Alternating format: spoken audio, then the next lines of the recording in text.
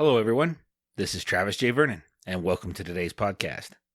Growing up the way I did outside, I loved going on small treasure hunts. This could have been for anything.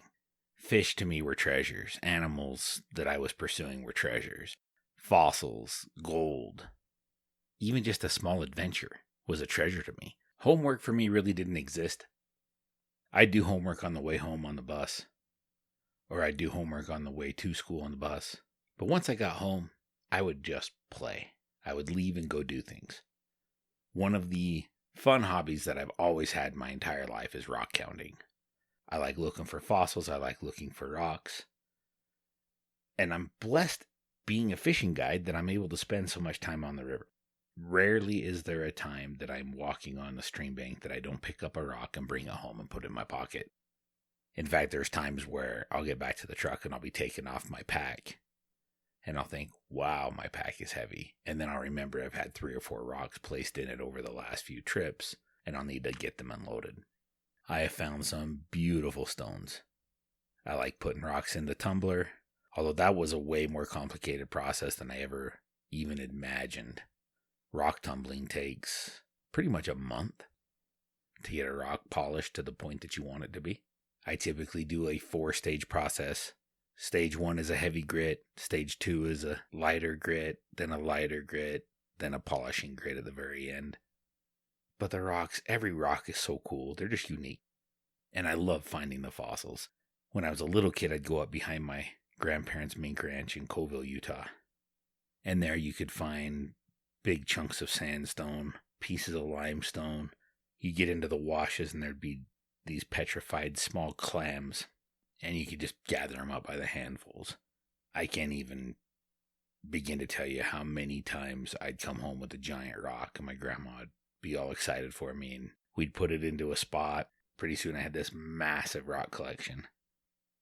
Grandma Betty was always super supportive when it came to things like that.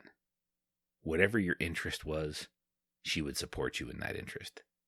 It's been kind of funny over my life as I've traveled and worked in different places.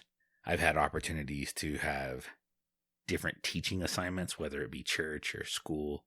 And I remember this one teaching assignment I had, and it was at church. And I had this group of young men, and I was talking about fishing for crawdads or crayfish.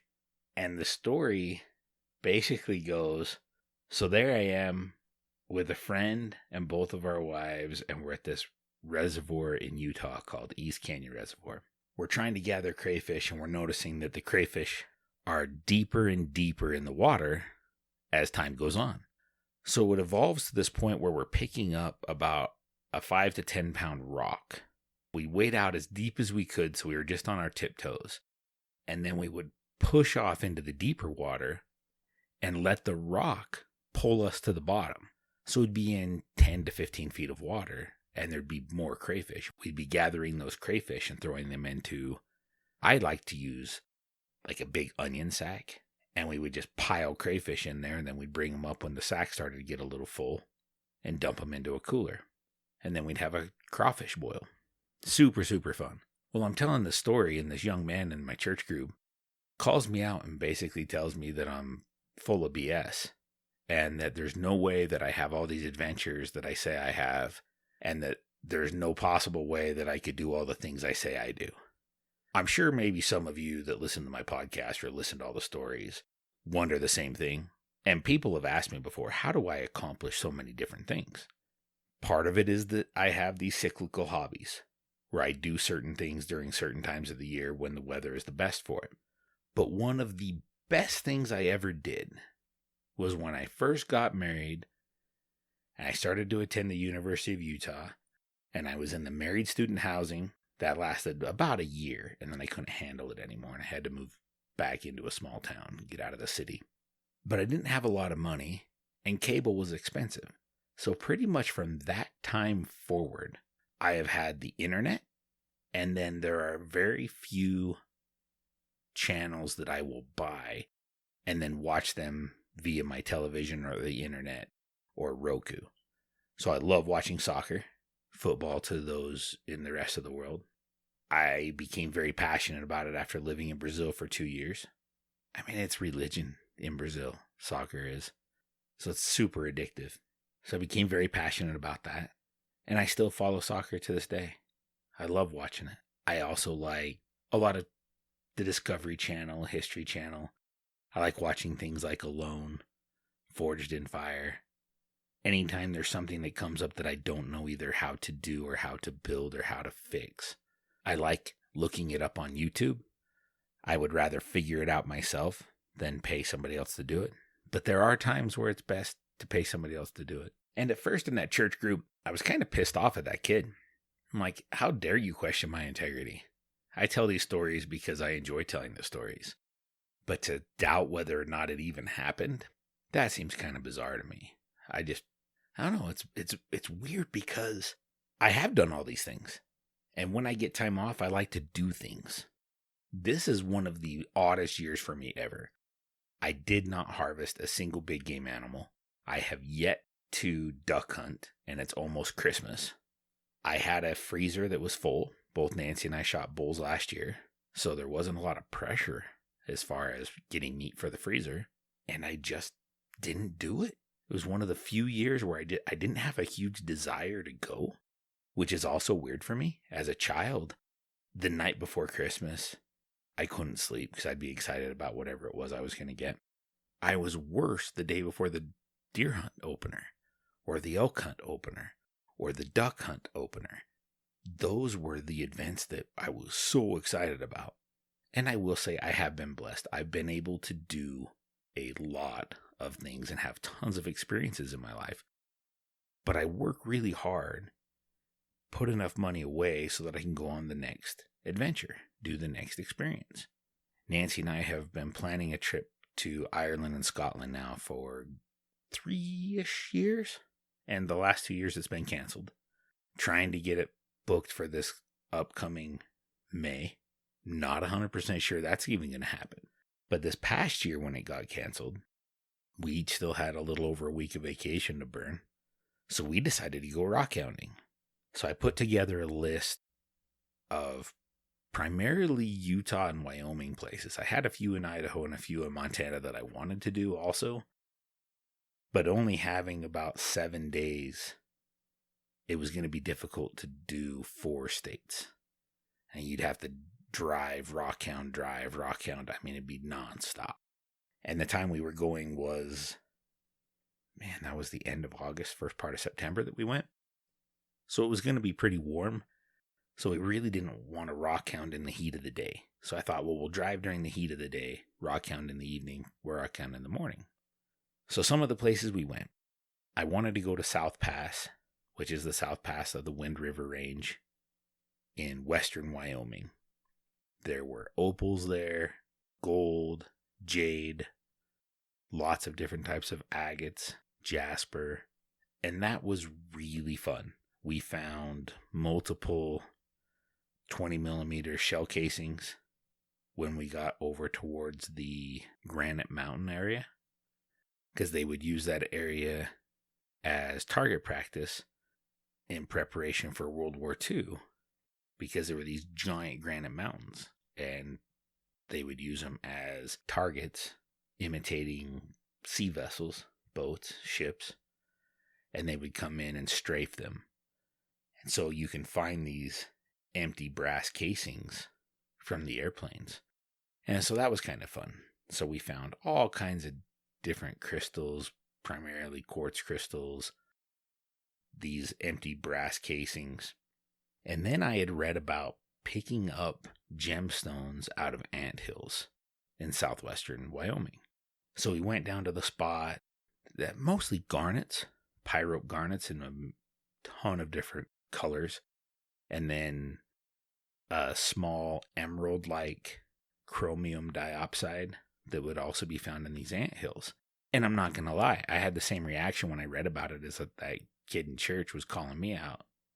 That just doesn't even seem logical that there'd be gemstones on top of anthills. So we drove out. We were pulling the camper, had the dogs with us, picked up lots of different pieces of chert. There's some really cool banded chert in southwestern Wyoming over by Green River. It's fun to make arrowheads. Yes, I like to flint knap. Another one of those hobbies that I do when I have the motivation to do it. So we were driving down this road, got to this spot, saw a bunch of anthills. Now this is where it is nice to do in the middle of the day. It was pretty cold in the mornings, but when it's cold on the anthills, the ants aren't as active. And sure enough, there were red pyrope garnets on the surface of these anthills. So we started coming up with different ways to pick them up without getting stung. Man, I got bit so many times by ants that day. We ended up doing that for an entire day and then the following morning because it was so much fun. Found tons of garnets, all different colors. Yellows, oranges, reds. I'd hoped to find some of the purplish colors. Didn't find many of those. But we did find some of the chromium diopside. It was really fun. It was a super fun time. So from there we went out to the opal fields.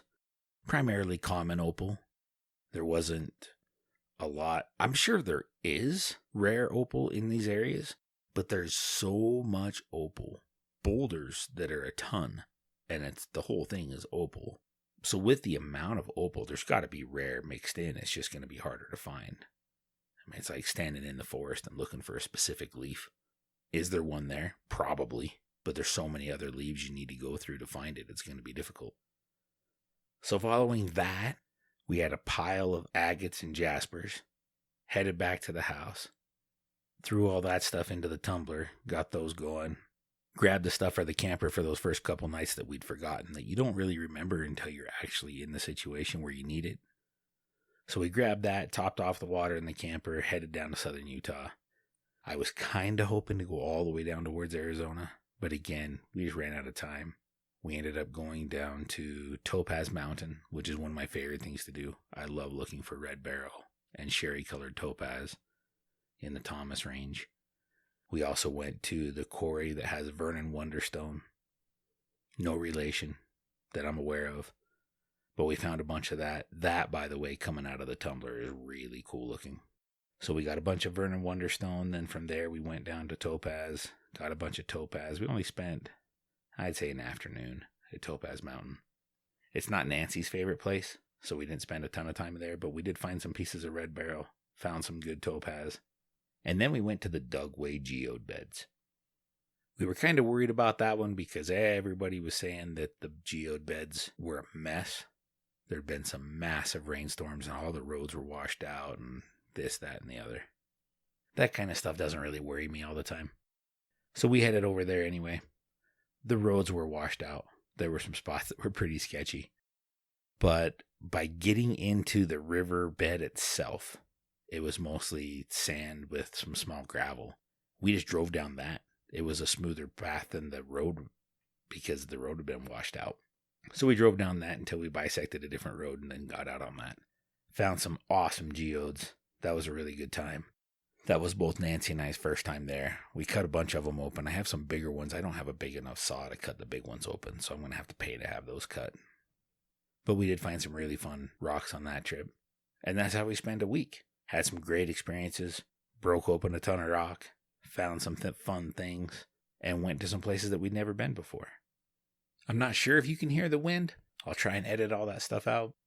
But man, there's a storm blowing in right now. It is windy and cold. Spent the morning out in the greenhouse, getting stuff moved over, and I started planting some microgreens. Those I'm growing in the house. Microgreens are kind of fun. I was really surprised.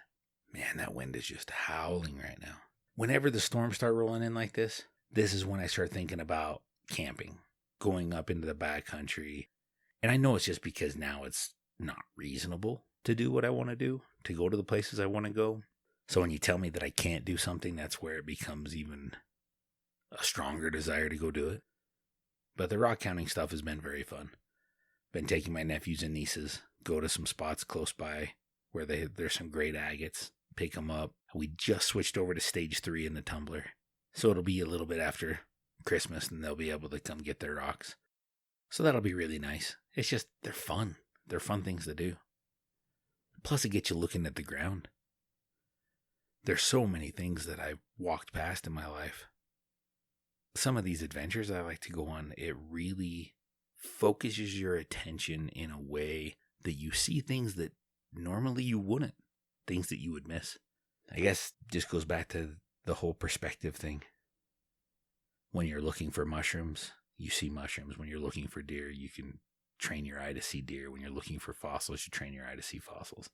There's so much knowledge and so much information that I want that I'll probably never be able to glean over the course of my lifetime. But I'm going to try really, really, really hard. Rockhounding's a fun one. If you want to know right where my anthills are, throw me a message. I'll tell you exactly where they are.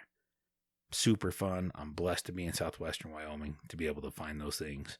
I'm still going to go to Idaho because there's thunder eggs up there that I want to go find. And I still want to go to Montana because I can go pan for gold and sapphires.